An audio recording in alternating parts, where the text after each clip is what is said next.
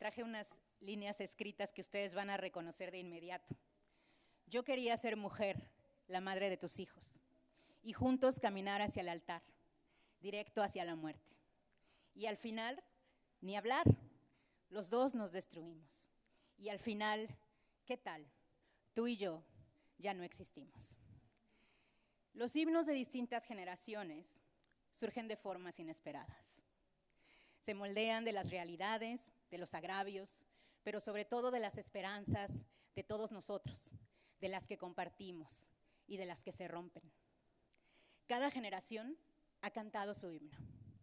La generación anterior a nosotros, la de los años 90, cantó a Molotov, cantó el Give Me the Power de 1997.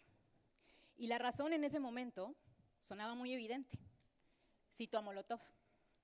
Hoy hay que arrancar el problema de raíz y cambiar al gobierno de nuestro país, a la gente que está en la burocracia, a esa gente que le gustan las migajas.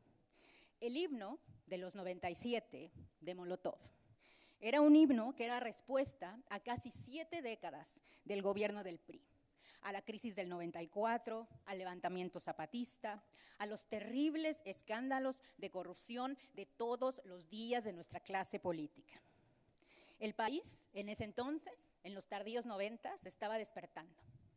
Era el país que en las fiestas y en las plazas públicas entonaba su queja, entonaba su legítimo agravio, el agravio de Molotov, quien decía que el PRI nos había empobrecido y que al PRI no había que darle más poder, y que decía todo esto sin nombrar al PRI. Si le das más poder al poder, decía Molotov, más duro te van a venir a coger, porque fuimos potencia mundial, somos pobres porque nos manejan mal. A los jóvenes de hoy les tocó una realidad completamente distinta. Les tocó una realidad que hizo que el himno fuera cantado, ya no por Molotov, sino por Denise Guerrero y por Belanova, y que se llamara Rosa Pastel. Me atrevo a decir que el caso de Rosa Pastel es más raro desde el punto de vista de la ciencia política, la economía y la sociología del caso de Molotov. Porque el himno que nos canta Belanova ya no se trata de la política, ya no se trata del gobierno, o al menos no parece. Este himno es mucho más críptico. Ya no es el himno tradicional, ya no es el himno contra el gobierno, contra las fallas de quien nos gobierna, contra las fallas de quien le hemos dado el poder. Rosa Pastel es una canción de amor, o es una canción originalmente de amor. Una canción que se ha convertido en la canción de amor a los sueños rotos, pero no a cualquier tipo de sueño. Estamos hablando de los sueños rotos creados por el modelo económico mexicano que le quitó oportunidad a décadas y décadas de jóvenes que no encuentran en el país actual una forma de desarrollarse, que estudiaron, que hicieron todo lo que se les dijo que hicieran para tener una vida rosa pastel y que terminaron teniendo una vida enormemente alejada de eso que les habían prometido. Cito a Denise: tú no eres aquel que prometió, sería mi superhéroe. Y todo acabó, no queda más. Seremos dos extraños. Yo te olvidaré, me olvidarás, hasta nunca. Hasta nunca, dice Arely en un TikTok, una chava que en el 2020 cuenta que ella estudió en la Universidad Autónoma de Querétaro para ser criminóloga, que ella quería ser la mejor criminóloga de todo México, pero que al final del TikTok nos muestra que ahora trabaja en un call center, en donde una señora la regaña y se alcanza a decir que en el fondo le dice que es una hambreada. Hasta nunca, dice Miriam en un TikTok del 2021, que quería ser enfermera, pero que ahora vende paletas en la Michoacana. Hasta nunca, dice Leslie, que se tituló en el 22, pero que en 2023 trabaja en una cocina corrida en Querétaro. Hasta nunca, dice Javier, que estudió administración para emprender su propia empresa, pero que en el 2023 trabaja de jardinero en el gobierno municipal. Hasta nunca, dice Edgar, que quería estudiar medicina, pero que no logró estudiarlo porque terminó de obrero de la construcción en Estados Unidos. Así no es el libro que hoy nos reúne. Es un libro que describe los fundamentos ideológicos de ese sistema económico que dio pie a las historias que acabo de contarles, a las historias de Edgar, de Areli, de Leslie, de Javier, de Edgar. Así no es, describe las mentiras que han sido funcionales para crear el tremendo país de injusticias en el que vivimos actualmente. Así no es, describe las formas en las cuales debemos cambiar a este país, lo que debemos dejar de creer para que este país sea más justo.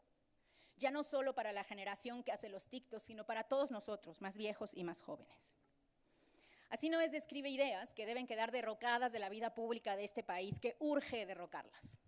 Ideas como que el pobre es pobre porque quiere, como que las empresas ya no pueden subir los salarios porque si los suben quiebran, como hay que bajarle los impuestos a las empresas para que llegue la inversión extranjera directa porque si no se van a ir a otro país, como que los jóvenes son flojos y por eso ganan menos. Así no es, de hecho comienza por eso con un test, porque así no es un reto para el lector. Es un reto que lo que hace es comenzar diciéndote, analízate tú mismo. Analízate tú las lecturas que tú has tenido de la vida, que tú tienes de la economía y ve qué es lo que tú crees. Así no es, y con esto termino, sin embargo, no es un libro de regaños. Es un libro de propuestas. La intención de este libro, cuando Ray y yo lo escribimos, es que al final de cada capítulo, o en alguna de sus páginas, ustedes, nuestros lectores, encuentren las herramientas para comprender los mitos que nos contaron, los mitos que le dieron vida a la situación de desigualdad en la que actualmente vivimos. Los mitos que nos dicen que somos un país de clases medias a pesar de no serlo. Y los mitos que nos han impedido reducir la pobreza. Y permítanme citar y terminar citando nuevamente a Denise, con una cita que nos regaló para este libro, que nos regaló para la FIL Guadalajara, de hecho, porque no hay un mejor lugar para presentar este libro que aquí, porque además aquí vive Denise, y es el siguiente. La vida no siempre es color rosa pastel, pero siempre existe la posibilidad de transformarla. Y este libro ayuda a comprender cómo lograrlo. Si este libro hace lo que Denise dice, Raimundo y yo hemos cumplido. Muchas gracias. Muchísimas gracias a Viri y a Ray por haberme invitado, haber pensado en mí. La verdad es que alguna vez pensé que sería imposible que yo me encontrara en un lugar como este. A la persona a la que yo le escribí Rosa Pastel, él solía decirme que yo era la maga de Oliveira, o sea que me llamaba tonta. Entonces pueden imaginarse por qué le escribí esa canción.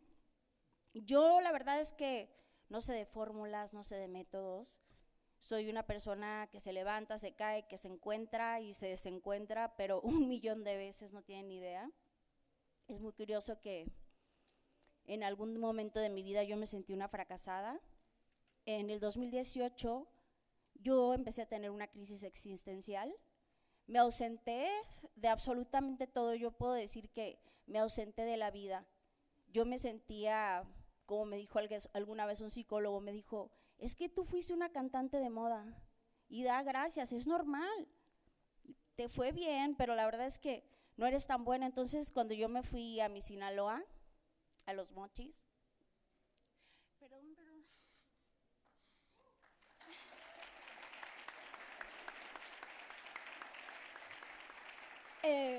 fue un momento muy difícil para mí.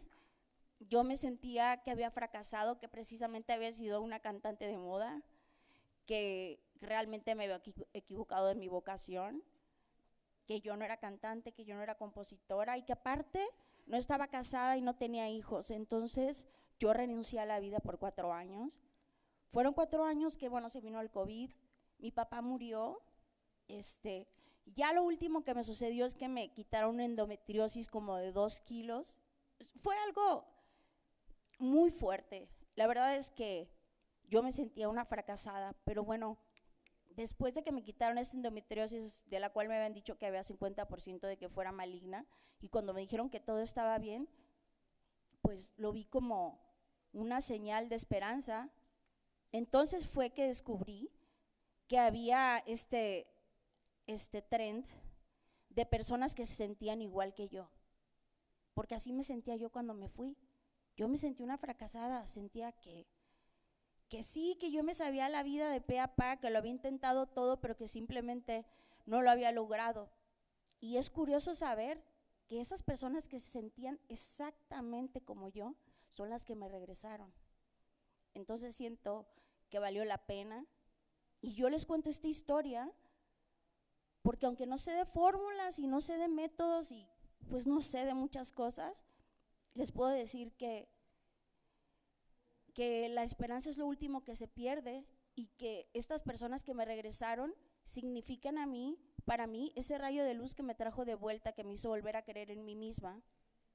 Y aunque yo no sé de métodos y de fórmulas, porque los que saben son Ray y Viri, pues yo estoy encantada de estarles aquí, darles las gracias y contarles mi experiencia y lo que yo siento pues de este tren que me trajo de vuelta. Y yo agregaría que por eso es tan importante que nos acompañe Denise el día de hoy, porque yo creo que la canción de Rosa Pastel ha hecho más por el entendimiento de la desigualdad que cualquier libro que hayamos escrito Raimundo Campos y yo 3 veces, porque cuando tú ves los TikToks de Rosa Pastel, entiendes todo. O sea, no hacía falta una gráfica, no hacía falta un estudio económico, lo que hacía falta era ver repetidamente estos casos, sistemáticamente observarlos en todos los estados del país, entender cómo los jóvenes y los chavos están conectando con esta historia, que cuando se hizo en los años 2000 no se trataba de esto, pero que el hecho de que ahora se trate de esto nos habla mucho de nuestra sociedad, nos habla de las deudas que hemos creado, de las deudas de nuestro modelo económico, de las deudas de nuestro modelo político, ¿no? Entonces, por supuesto que los relatos son importantísimos y una cosa, por ejemplo, que pasaba cuando íbamos escribiendo los capítulos era que para Ray y yo, como académicos, como periodistas, era más fácil hablar de datos que encontrar las historias adecuadas para contarlos. Pero la historia de Rosa Pastel fue súper fácil de encontrar, era como inmediato, como eureka, esto era lo que nuestro país necesitaba. Necesitábamos ver y escuchar esta canción, necesitábamos verte a ti en estos conciertos llenos de gente que se identifica con este himno. Necesitábamos entender que esta canción existía para algo, ¿no? Entonces, súper importante el trabajo que has hecho, Denise. Gracias.